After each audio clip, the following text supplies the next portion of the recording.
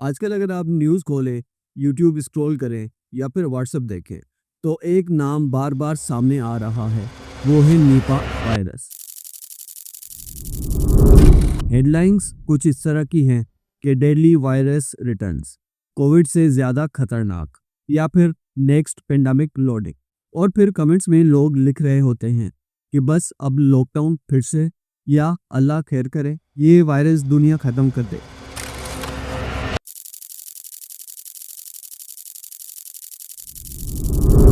लेकिन सवाल ये है कि क्या वाकई निपा वायरस इतना ही खतरनाक है जितना मीडिया पे दिखाया जा रहा है, या फिर हम फिर से फेयर के साइकिल में फंस रहे हैं। इस वीडियो में हम पैनिक नहीं फैलाएंगे बल्कि फैक्ट्स देखेंगे, क्योंकि हिस्ट्री ने हमें यह सिखाया है कि जब भी कोई नया वायरस आता है तो मीडिया सबसे पहले फेयर सेल करता है। कोविड के टाइम पे भी कुछ लोगों ने पैनिक स्प्रेड की थी, कुछ ने मिस इन्फॉर्मेशन दी थी और आम लोग कंफ्यूजन में आ गए थे। इसलिए निपा वायरस के केस में सबसे ज़रूरी चीज़ ये है कि फेयर और रियलिटी के दरमियान फ़र्क समझा जाए। Grieving, angry, farmers set out to win back some of their losses. The Mahathir government offered $20 a pig compensation. Farmers demanded 80. They stormed the offices of a government minister, winning nothing in the short term. सबसे पहले एक clear बात दोस्तों कि Nipah virus नया नहीं है। ये वायरस 1990s से साइंटिस्ट को पता है। ये पहले भी आउटब्रेक कॉज कर चुका है, लेकिन हर दफा पेंडेमिक नहीं बना। फिर भी हर कुछ साल बाद जब एक केस रिपोर्ट होता है तो हेडलाइंस बन जाती हैं कि deadliest virus on earth. Were absolutely convinced that the outbreak was primarily J. They were convinced, but other experts like you Were not. I realized this problems sometimes late in December. इसलिए आज का असल सवाल ये नहीं कि Nipah virus scary है या फिर नहीं, बल्कि असल सवाल ये है कि कितना स्केरी है, किस हद तक स्केरी। अब समझने के लिए कि निपा वायरस इतना खतरनाक क्यों माना जाता है, हमें थोड़ा पीछे जाना होगा। निपा वायरस का नाम मलेशिया के गांव शुंगाई निपा से लिया गया, जहां पे 1998 में पहली बार वायरस ने तबाही मचाई। उस वक्त सिचुएशन बहुत ही कंफ्यूजिंग थी। डॉक्टर्स ने पहले सोचा कि ये एक जापानीज पेंडेमिक है, लेकिन जब वैक्सीन्स काम नहीं कर रही थी तब साइंटिस्ट ने ये इन्वेस्टिगेट किया। पता चला कि ये एक जूनोटिक स्पिल ओवर था, यानी वायरस एनिमल्स से ह्यूमंस में जंप कर गया था।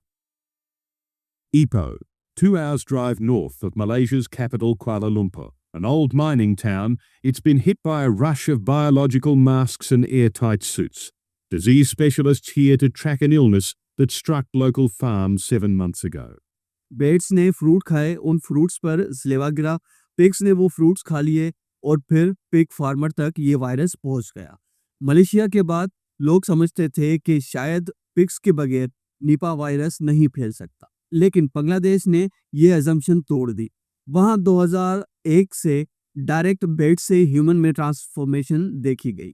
अब हम उस हिस्से पे आते हैं जहां सबसे ज्यादा फेयर क्रिएट होता है, यानी सिम्टम्स और डेथ रेट। मीडिया अक्सर कहता है कि निपा किल्स अप टू 70%, लेकिन साइंस कभी भी एक लाइन में समझ नहीं आती। सिम्टम्स 2 स्टेज में पाते हैं। Once a giant piggery, its 30,000 pigs are now buried like those at Sungai Nipah and Bukit Pelandok. But there's a crucial difference in the stories from survivors of Leong Sin Nam farm.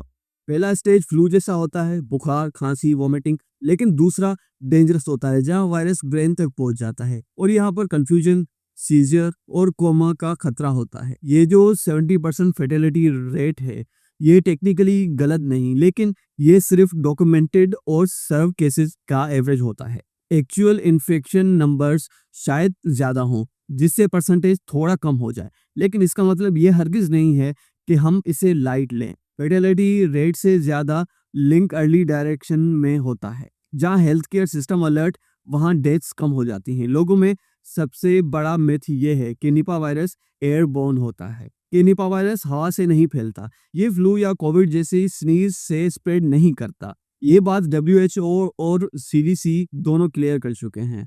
इसका main source fruit bets हैं। जब bets फलों को खाते हैं और palm के ऊपर उनका सलेवा गिरता है तब लोग रिस्क में आते हैं। Human to human transmission possible है लेकिन क्लोज कॉन्टेक्ट और बॉडी फ्लूइड्स के जरिए, इसलिए हेल्थ केयर वर्कर्स ज्यादा रिस्क में होते हैं।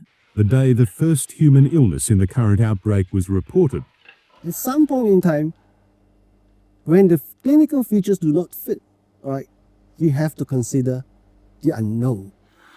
in fact, it was very much a known illness Malaysia's health system looked to as workers in Ipoh's pig farms started dying. They blamed a common mosquito-borne killer in Asia, Japanese encephalitis or JE. Nipah का RO value यानी spread होने की रफ्तार बहुत ही लो है। ये Covid की तरह साइलेंट स्प्रेड नहीं होता क्योंकि इसके सिम्टम्स बहुत ही सिवियर होते हैं और पेशेंट जल्दी आइडेंटिफाई हो जाता है। लेकिन कम्युनिटी लेवल पर इसका फिलहाल एक्सप्लोड होना थोड़ा नामुमकिन लगता है। अगर हम करंट सिनेरियो देखें तो केरला हो या बांग्लादेश, पैटर्न वही है।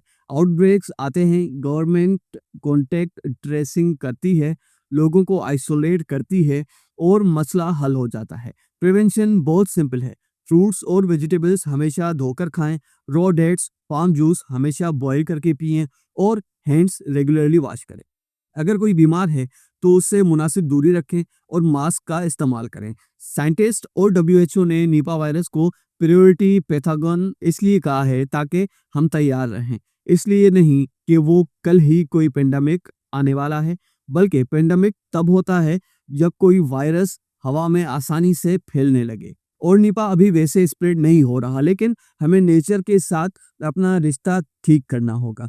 जब हम जंगल काटते हैं और वाइल्ड लाइफ के करीब जाते हैं तो हम खुद इन वायरसेस को दावत दे रहे होते हैं। कंक्लूजन में बस इतना ही कहूँगा कि निपा वायरस से डरना ज़रूरी नहीं है, लेकिन अलर्ट रहना ज़रूरी है। पैनिक हमेशा गलत इन्फॉर्मेशन से ही पैदा होता है, जबकि अवेयरनेस आपको सेफ्टी देती है। मीडिया हेडलाइंस को कॉन्टेक्स्ट के साथ देखें, व्हाट्सएप यूनिवर्सिटी की जगह एक्सपर्ट्स की सुनें और हाइजीन को अपनी लाइफ का परमानेंट हिस्सा बनाएं, क्योंकि अवेयरनेस का मतलब पैनिक नहीं होता। अवेयरनेस का मतलब होता है सही वक्त पर सही रिएक्शन। अगर वीडियो अच्छी लगी हो तो लाइक ज़रूर कीजिएगा और अगर चैनल पर नए हो तो सब्सक्राइब करना मत भूलिएगा। तब तक के लिए अल्लाह हाफिज़।